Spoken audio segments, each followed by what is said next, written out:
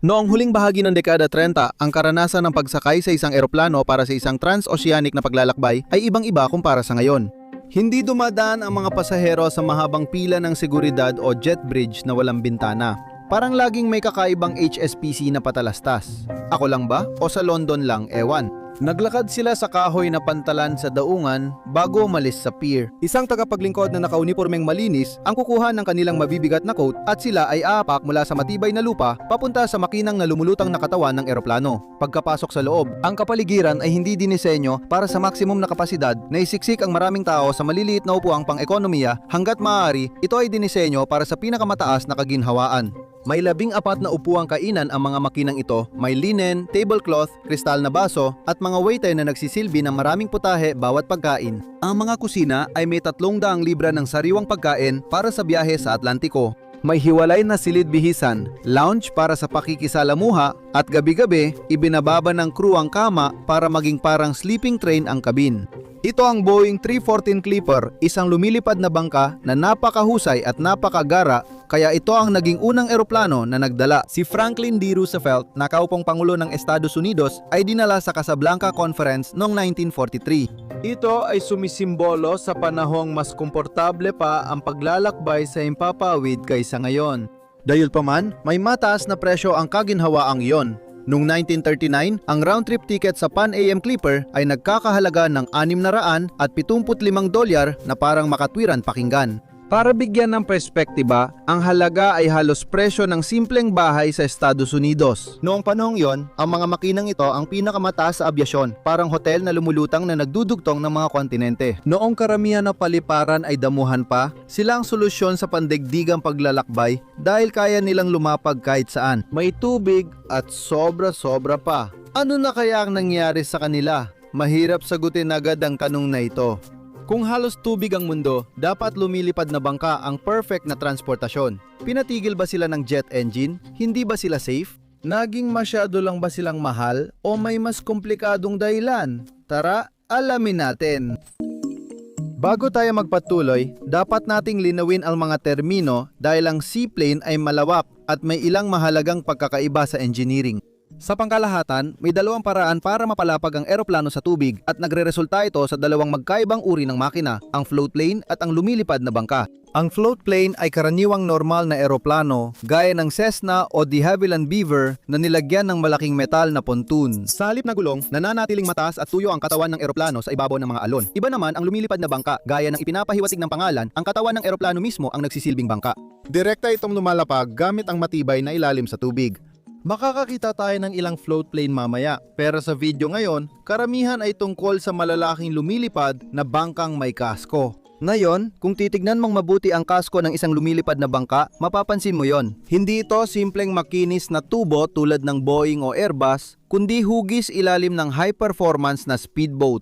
Ang pinakamalagang bahagi ay ang step. Sa gilid ng kasko, mapapansin mong may kakaibang putol o tikwas sa ilalim, mga kalahati ng hulihan. Ang step na yan ay gawa ng hydrodynamic engineering. Kapag nakahinto ang lumilipad na bangka, malalim itong nakalubog sa tubig. Habang tinaas ng piloto ang throttle para mag-take off, tinutulak ng eroplano ang sarili sa tubig na nagdudulot ng drag.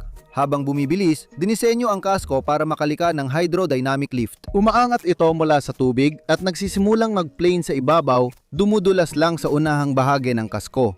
Tinatawag itong pag-akyat sa step na tumutulong na humiwalay ang tubig sa katawan. Tinatanggal nito ang suction at drag para bumilis ang eroplano ng sapat para talagang makalipad at mapanatiling hindi tumutumba ang buong bagay na ito na, alam mo na, mahalaga. Kung pinapaandar mo ng todo ang malaking bangka at umaasang lilipad, kailangan mo rin ng katatagan. May ilang disenyo na gumagamit ng float sa dulo ng pakpak, pero ang iba gaya ng Boeing 314 ay gumagamit ng sponsons, maiiksi at matabang estrukturang parang pakpak na nakausli mula sa katawan sa linya ng tubig. Naging stabilize sa tubig at plataporma para sa pagsakay ang mga ito, kaya maganda. Pero may kapalit ang matalinong disenyo ng naval architecture na ito. Ang mga katangiang nagpapabuti sa lumilipad na bangka sa tubig ay siya ring nagpapahirap dito sa ere. Ang V-shape na katawan ay nagpapataas ng surface area at drag, habang ang step sa ilalim ay nadudulot ng turbulence sa daloy ng hangin. Ang matibay at pinalakas na estruktura para sumalpok sa mga alon ng dagat sa bilis na 80 milya kada oras ay sobrang bigat. Mula sa purong pananaw ng pisika, ang isang lumilipad na bangka ay talagang hindi episyente. Pero noong dekada 1920s at 30s, sulit na sulit ang mga kompromisong yon dahil ibang-ibang itsura ng mundo noon. Mundo bago nagkaroon ng mga runway. Sige, para maintindihan bakit lumilipad na bangka ang naging pangunahing paraan ng malayo ang paglalakbay. Dapat mong tingnan ang mundo noong dekada 1920s at 30s hindi bilang piloto kundi bilang inhinyero. Ngayon, karaniwan na sa malalaking lusod ang may libu-libong ektarya ng patag na reinforced concrete sa mga gilid dito. Pero noong pagitan ng dalawang digmaan, wala pa nito. Noon, damuhang paliparan pa ang gamit ng abyasyon bagay sa magagaan na biplane na panghatid ng sulat. Kung gusto mong gumawa ng mas malaking airliner na kayang magsakay ng 20 tao at toneladang gasolina patawid ng karagatan, kailangan mo ng mahaba at matibay na runway. Mahal at mahirap gumawa ng ganitong infrastruktura, bibili ng lupa, patagin ng burol, patuyuin ng latian at magbubuhos ng milyong toneladang konkreto. Samantala, likas ng nilihan ng kalikasan ang lahat ng runway na maaaring kailanganin. Karagatan, lawa, ilog, patag ang karagatan at halos nasa lahat ng dako ito. Siguro paumanin sa mga bansang walang baybayin, pero may mga lawa naman kayo. Noon, hindi napigilan ng malalakas na bansa ang luhikang ito. Para sa mga Briton, ang lumilipad na bangka ang nagdikit sa kanilang imperyo. Kailangang magpadala ng liham, diplomat at tagapamahala sa pagitan ng London, India, Africa at Australia na inaabot ng ilang linggo gamit ang barkong Disingaw. Kung eroplano ang gamit, kailangan ng landing rights at infrastruktura sa maraming bansa. Pero kung lumilipad na bangka, may infrastruktura na. Halos lahat ng pangunahing lungsod ng imperyo mula Alexandria, Singapore hanggang Sydney ay mga pantalan na may daungan, opisyal ng adwana at tripulante ng bangka. Ito ang dahilan ng paggawa ng mga makinang gaya ng Short Empire na lumilipad na bangka na inutos ng Imperial Airways at Qantas. Ito ay nilika para magsilbing gulugod ng Imperyong Britanya. Nagdadala sila ng 24 na pasaherong pang-araw o 16 na nakahiga, dagdag pa ang 1.5 toneladang sulat, palipat-lipat sa mga daungan ng hindi kailangan ng kahit isang runway na aspalto. Ang mga Amerikano sa pangunguna ni Juan Trippe ng Pan Am ay ginamit ang parehong lohika para sakupin ang mga karagatan. Layunin nilang daigin ang mga steamship sa rutang kalakalan sa Pasipiko at Atlantiko. Ang naging resulta ay ang mga unang tunay na pandaigdigang paliparan sa mundo ay hindi mga himpilan sa kalupaan kundi mga terminal sa dagat. Tingnan mo ang Rose Bay sa Sydney. Nang binuksan noong 1938 bilang base ng lumilipad na bangka, ito ang unang pandaigdigang paliparan ng Australia. Tingnan din ang Foynes sa Ireland. Ilang taon, naging sentro ng abyasyon ang maliit na bayang pantalan sa Shannon Estuary at pintuan ng Europa para sa transatlantic clipper ng Pan Am. Bago pa nagkaroon ng Heathrow o JFK, ang pangunahing transit hub sa kanluran ay isang basang pantalan sa County Limerick at noon, akmang-akma ito.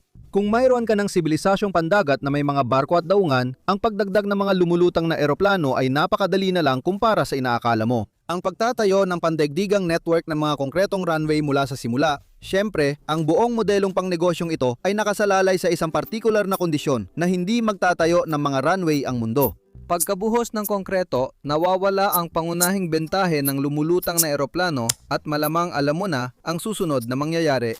Pero una, ang gintong panahon ng karangyaan.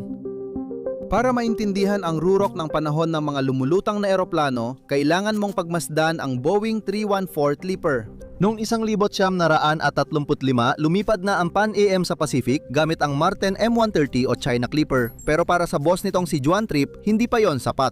Gusto niyang mas malaki, doble ang kayang dalhin, at sapat na abot para sakupin ang Atlantic at Pacific. Sa antas ng kaginhawaan na magpapamuhang masikip ang isang marangyang ocean liner, sinagot ng Boeing ang hamon na makuha ang kinakailangang lakas para buhatin ang dambuhalang ito. Hindi sila nagsimula sa wala. Ginamit nila ang napakalaking pakpak mula sa XB-15 Experimental Heavy Bomber. Sobrang kapal nito na pwede kang gumapang sa loob habang lumilipad para inspeksyonin ang makina.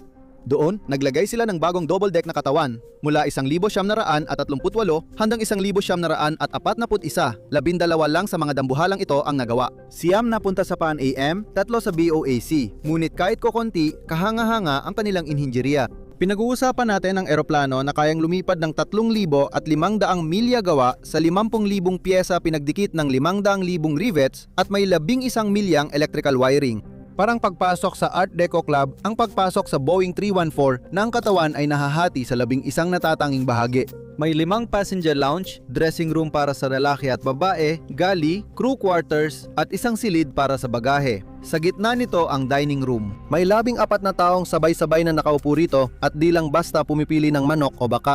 Hindi ito inihahain sa plastic na tray. Ang mga waiter na nakaputing jacket ay nagbubuhos ng alak sa kristal na baso habang lumilipad ang eroplano sa 8,000 talampakan.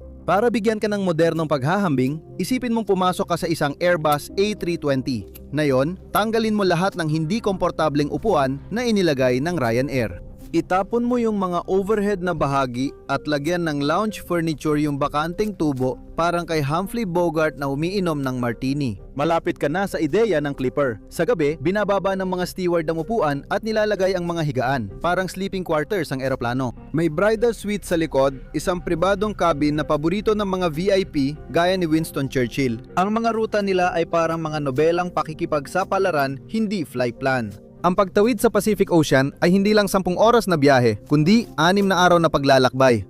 Alis ka sa San Francisco at mag-island hopping sa Honolulu, Midway, Wake Island, Guam, Maynila hanggang Hong Kong. Hindi ka palaging lilipad sa gabi. Minsan, lalapag ang Clipper sa lagoon at dadalhin ang mga pasahero sa Pan Am Hotel sa Isla kung saan sila matutulog bago magpatuloy kinabukasan. Noong Hunyo, 1,939 naganap ang unang komersyal na transatlantic flight mula Estados Unidos papuntang Europa, sakay ang 17 pasahero at 12 crew. Ang pamasahe noon ay $675 pabalik. Lumilipad ka sa presyo ng isang bahay, pero sa halagang iyon, binili mo ang iyong lugar sa kasaysayan. Noong 1943 ang Boeing 314 ang unang nagdala sa kasalukuyang presidente ng Estados Unidos, Franklin D. Roosevelt, sa Casablanca Conference para makipagkita kay Churchill. Dahil sa banta ng German U-boat, napagpasyahan ng Secret Service na mas ligtas ang himpapawid, kaya naging pangunahing paraan ng paglalakbay ang Clipper. Pagpasok ng Estados Unidos sa ikalawang digmaang pandigdig, natapos ang maliligayang araw, kinuha ng militar ang mga Clipper. Ang mga pasahero ay naging mga general at sundalo sa halip ng mga alta sosyedad. Mula 1,941 hanggang 1,944, halos 10 milyong milya ang nilipad ng 12 eroplanong ito bilang mabilis na tulay lohistikal para sa mga alyado, pero hindi ito naganap ng walang kapalit. Malupit ang karagatan kahit sa mga bangka. Noong 1,943 bumagsak ang Yankee Clipper sa Ilog Tagus sa Lisbon. 24 na tao ang namatay, kabilang ang war correspondent na si Benjamin Robertson. Ang mga awit na si Jane Freeman ay malubang nasugatan, ngunit siya ay nakaligtas. Isang matinding paalala ito na sa kabila ng karangyaan, marupok pa rin ang mga makinang ito na lumalapag sa ibabaw na laging gumagalaw. Pagtapos ng digmaan noong 1,945 ang mga natirang Clipper ay nakapaglakbay ng milyon-milyong milya. Ngunit ang digmaan mismo ang nagpasulong ng teknolohiya sa abyasyon ng ilang dekada. Noong 1,946 ang mga maranya at dambuhalang eroplano ay tinuri ng parang mga dinosaur. Handa na ang mundo sa bilis at nalalampasan na ang Clipper ng mga flying boat ng British Empire. Gumagawa ang mga Amerikano ng malalaking Clipper para sakupin ang karagatan habang may kakaibang paraan ang mga Briton. Kailangan nilang buuin ang imperyong sumasaklaw sa ika-4 na bahagi ng mundo. Ang sagot nila ay ang 23 Empire Flying Boat na inutos noong kalagitnaan ng dekada 30 para sa Imperial Airways. Astig ang pangalan. Ito ang C-class na bangka, lumilipad na yate ng imperyo. Mas maliit sila kaysa Boeing 314 pero binawi nila ito sa maayos at sibilisadong husay. Dinisenyo ang mga ito para magsakay ng humigit kumulang 24 na pasaherong pang-araw o 16 lang kung may mga higaan kasama ang 1,2 toneladang sulat. Ang mga paglalarawan ng loob nito noong panahon na iyon ay halos nakakatawa sa sobrang karangyaan. Ipinagmamalaki ng marketing materials ang umani pinakamarangyang salon sa eroplano. Damit pa talaga ang salitang salon imbes na kabina. May smoking cabin, promenade deck at steward pantry para laging mainit ang tsaa. Binago ng network ang global na paglalakbay at pinakaramdam ito sa Australia. Sa Sydney, kadalasan sa Kingsford Smith Airport kalalapag, malapit sa Botany Bay. Noong 1938, ang unang internasyonal na paliparan ng Australia ay ang mismong tubig ng Sydney Harbour sa Rose Bay. Noong Hulyo 5, 1938 formal na nagumpisa ang gintong panahon ng abyasyon sa Australia at ang Kangaroo Route, isa ring astig na pangalan. Ang biyahe mula Sydney papuntang London ay tumagal ng 9 na araw. Mukhang napakahirap nito para sa atin pero kailangan mong tandaan na ang alternatibo noon ay isang paglalakbay sa steamship na tumatagal ng 6 na linggo. Nagpalipat ang Qantas mula Sydney papuntang Singapore ng 3 araw, tapos Imperial Airways ang nagpatuloy papuntang London. Linawin natin kung sino talaga ang nakaupo sa 16 na sleeping berths na yon. Hindi ito para sa masa. Ang listahan ng mga pasahero ay halos binubuo ng mga kolonyal na administrador, matataas na opisyal ng gobyerno, mga malalaking negosyante at mga karaniwang mayayamang tao.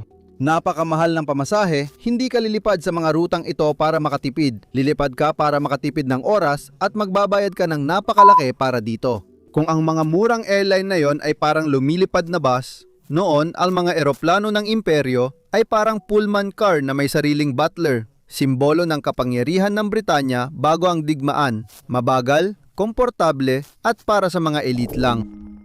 Foynes, isang baryo sa sentro ng mundo, ay marahil pinakamagandang simbolo ng kakaiba at panandaliang panahong ito sa Shannon Estuary. Mula 1937 hanggang 1945 ang maliit at tahimik na pantalan na ito ang naging sentro ng abyasyon sa mundo. Dahil di kayang tumawid ng lumilipad na bangka mula New York papuntang London nang tuloy-tuloy na may sapat na kargamento, naging hintuan ang Foynes. Naging European terminal ito ng mga dambuhalang transatlantic. Noong Hulyo 1939 lumapag sa tubig dito ang Yankee Clipper ng Pan Am. Natapos ang unang komersyal na biyahe ng pasahero mula US papuntang Europa, may 17 pasahero at 12 crew. Nagbayad sila ng $337 para sa one-way ticket papunta sa isang baryo na kamakailan lang ay kilala dahil sa pag-aangkat ng uling, pero sa loob ng ilang taon, naging kosmopolitang tagpuan ng Foynes. May mga artista, diplomat, refugee at espiya na dumadaan sa parehong maliit na terminal. Isang nakakatuwang detalye o baka alamat lang.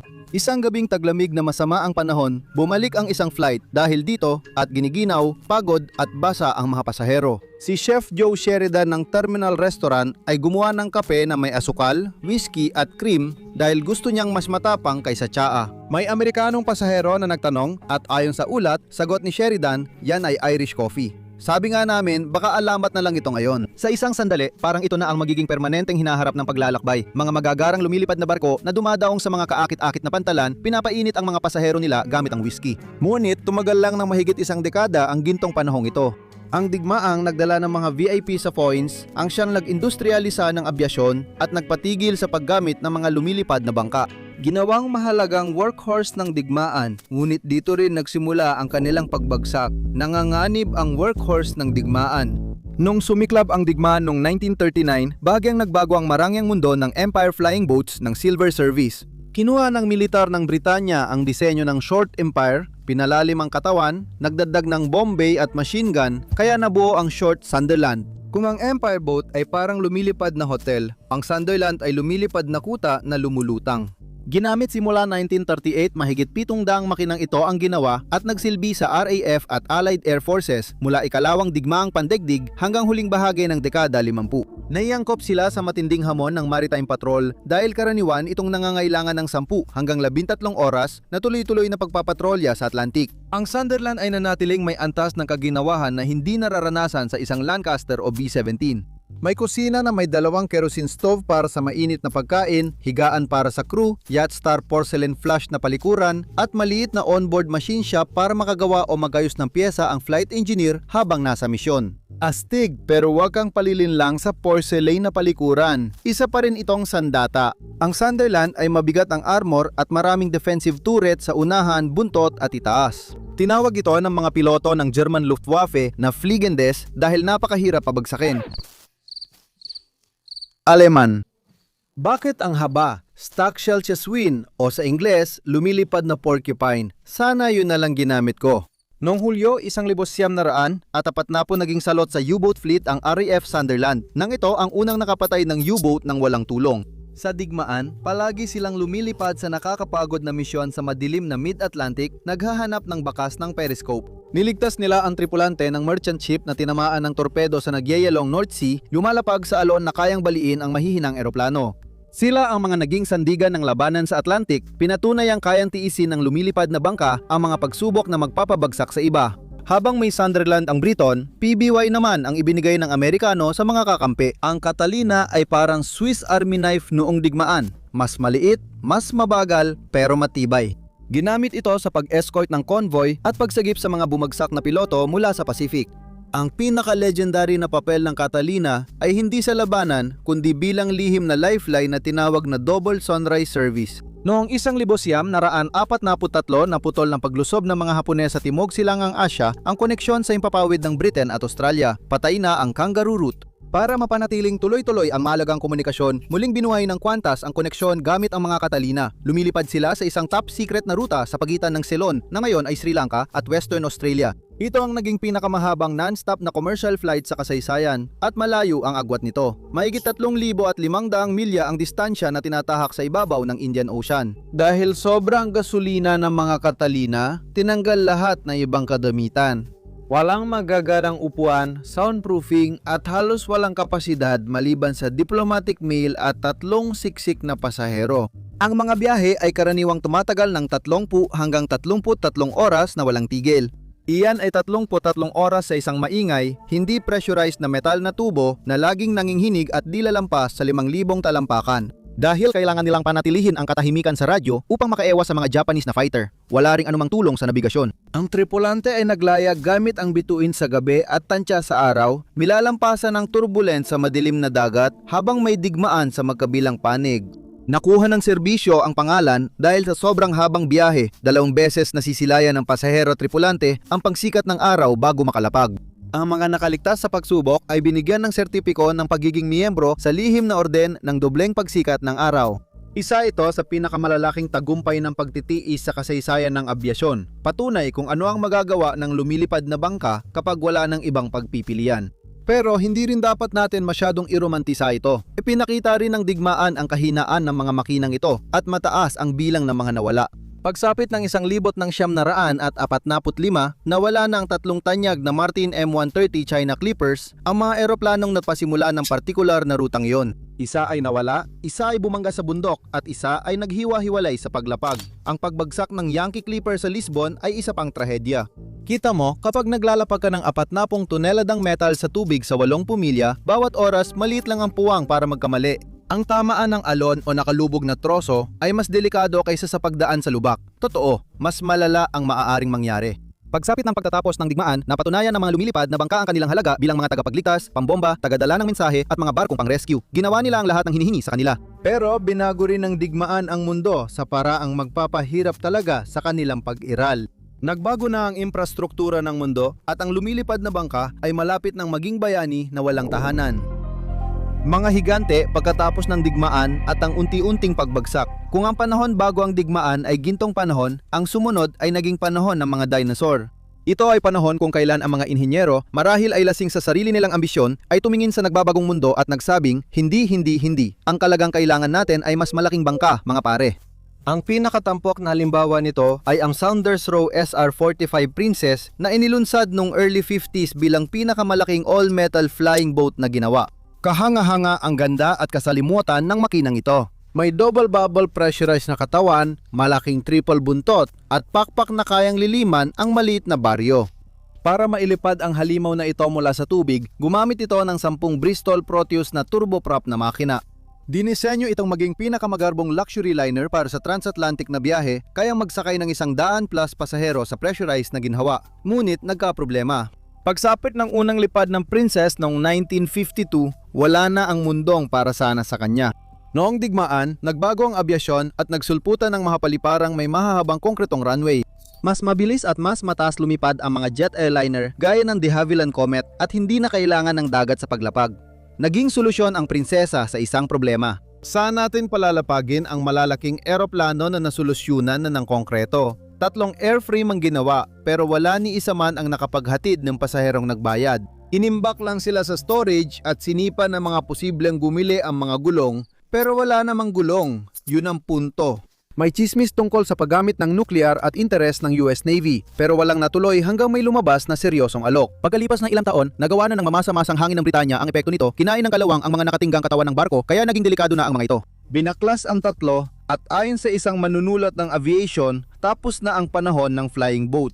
Hindi pwedeng pag-usapan ang mga higante nang hindi binabanggit ang Howard Hughes H-4 Hercules o Spruce Goose. Siya nga pala, nakaupo na ako sa upuan ng kapitan ng eroplanong yon, ang Astig. Sobrang laki ng eroplano, di tulad ng upuan na karaniwan lang. Mas malaki ito kaysa Princess, gawa sa kahoy, at lumipad lang minsan ng halos 1 minuto noong 1947.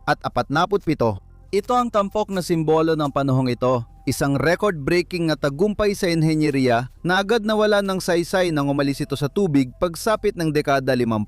Ang paggawa ng malalaking barko ay parang paglulunsad ng ocean liner na pinapatakbo ng uling habang lumilitaw na ang mga jetliner at container ship. Pwede mong hangaan ang gawa nito, pero malamang ay hindi mo gugustuhing mag-invest. Hindi naman agad nawala ang lumilipad na bangka, umatras lang ito sa gilid ng mapa. Habang bigo ang mga dambuhala, nagpatuloy ang mga nakaligtas na military short Sunderland. Ginawang civilian airliner ang mga ito, tinawag na Heights at Sandringhams. Inalis ang gun turret, nilagyan ng komportableng upuan at ipinadala sa mga rutang kaunti ang runway. Naging alamat sila sa South Pacific. Nagpalipad ang TIL o Tasman Empire Airways Limited ng mga bangka sa pagitan ng Australia, New Zealand at mga isla ng Tahiti at Fiji. Hanggang dekada 60 at 70 sa mga coral atoll sa Pasipiko na mahirap tayuan ng runway, nangingibabaw pa rin ang lumilipad na bangka. Ngunit sa mainstream, tapos na ang panahon nila sa Rose Bay, Sydney. Natapos ang ginintuang panahon na nagsimula sa malaking selebrasyon noong 1938 pagdating ng unang bahagi ng dekada 50. Pinalitan ng mas mura, mabilis at epesyenteng eroplanong panglupa ang prestiyosong ruta ng London, kaya paikot-ikot na lang sa mga isla ang lumilipad na bangka. Kung kapaki-pakinabang pa sila sa Pasipiko, bakit nawala sila sa pangunahing abyasyon? Bakit hindi na tayo lumalapag sa Ilog Hudson? Ano ang dahilan ng pagkasira ng lumilipad na bangka? Sige, napag-usapan na natin na magagara ang lumilipad na bangka, naging bayani sa digmaan at minsan ay nakakatakot pag bumabagsak. Napag-usapan natin kaya nilang lumapag kahit saan at sagisag sila ng karangyaan. Pero kung pupunta ka sa paliparan na yon, wala ka nang makikitang lumilipad na bangka.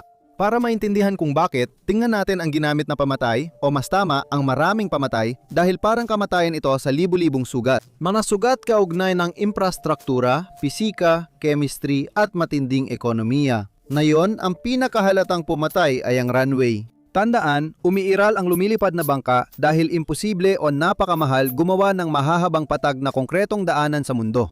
Noong 1935 totoo ito, pero dumating ang ikalawang digmaang pandaigdig. Sa loob lang ng 6 na taon, nawala ang bentahe ng lumilipad na bangka na hindi kailangan ng runway. Laging sinasabi sa kasaysayan ng abyasyon, ang digmaan ang nagpatayo ng mga runway para sa mga bomber. Pero pagdating ng kapayapaan, naging gamit ito ng mga pampasaherong eroplano.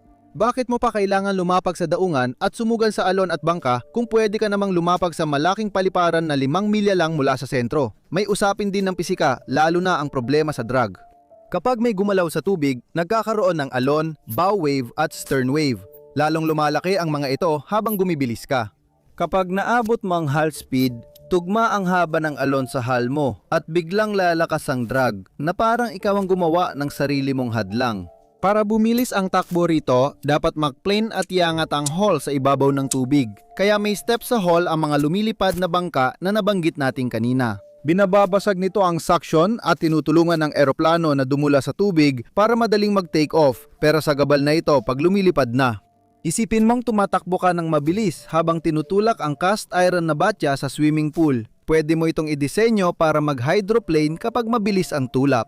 Pero pag inangat mo mula sa tubig at sinubukang tumakbo, bit-bit mo pa rin ang batya, di ba? Ang hugis bangka na katawan ay isang sakuna, malaki at hindi aerodinamiko. Ang matalim na V-shape na humihiwa sa alon ay nagpapataas ng surface area kaya tumataas ang skin friction at drag. Yung step na tumutulong sa pag-take off ay nadudulot ng turbulence sa likod. Yung mga sponson o wingtip float na kailangan para sa stability, dagdag lang ng drag. Tapos may chemistry pa. Ang pagpapatakbo ng high-performance aluminum na makina sa alat ng dagat ay mahirap. Sinisira nito ang balat ng aluminyo, iniipit ang control cable at nagpapabulok ng halos lahat. Mas mataas ang maintenance ng lumilipad na bangka kaysa land plane. Kailangan itong laging hugasan at inspeksyonin ang hull para sa kalawang kapag sumasayad sa tubig. Nakita natin ito sa mga prototype ng Saunders Roe Princess. Hindi sila nakalipad sa serbisyo kundi natambak lang sa storage.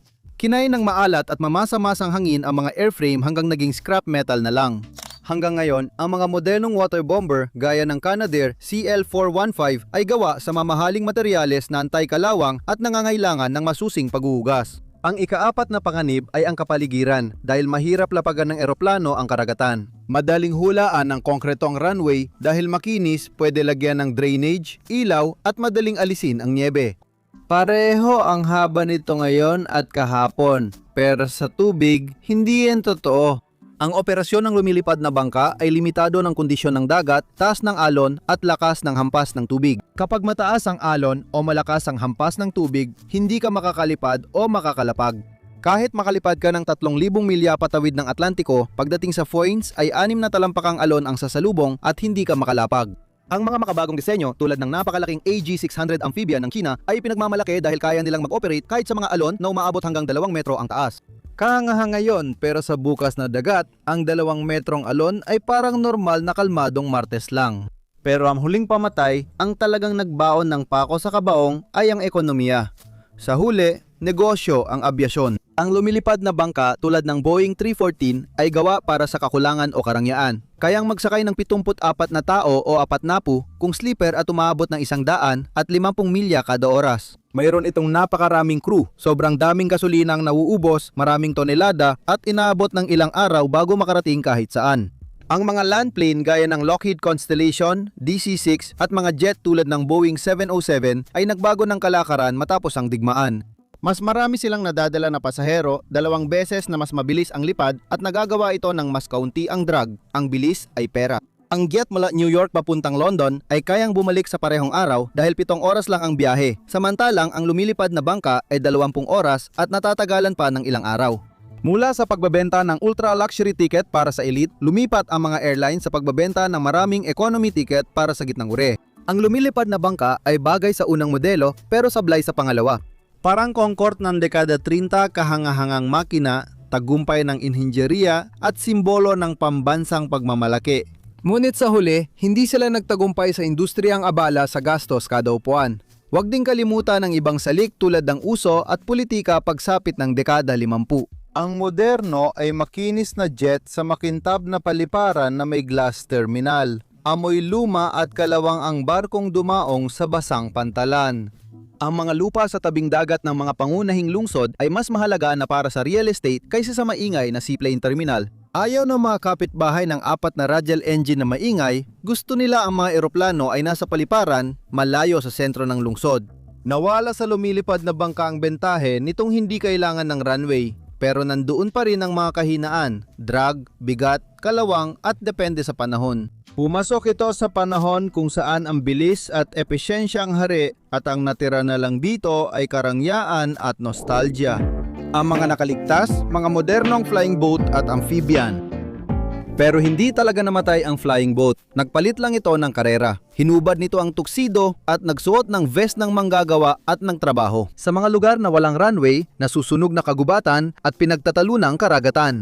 Kung gusto mong makakita ng flying boat na yon, pumunta ka sa wildfire sa Mediterranean o Hilagang Amerika, hindi sa luxury terminal sa New York. Teritoryo ito ng Super Scooper, lalo na ang Canadair CL415. Disenyong dekada 90 bilang espesyal na firefighter, halimaw talaga ang makinang ito. Hindi ito lumalapag para kumuha ng tubig, touch and go lang ito sa tubig. Ibinababa ng piloto ang eroplano sa lawa o dagat sa bilis na 70 knots dumudulas sa ibabaw ng alon. Habang ang mga internal na probe ay sumasagap ng mahigit 6,000 litro ng tubig na halos 1,600 galon sa loob lamang ng 12 segundo. Pinapalakas nito ang mga makina, iniaangat at inihuhulog ang karga sa apoy.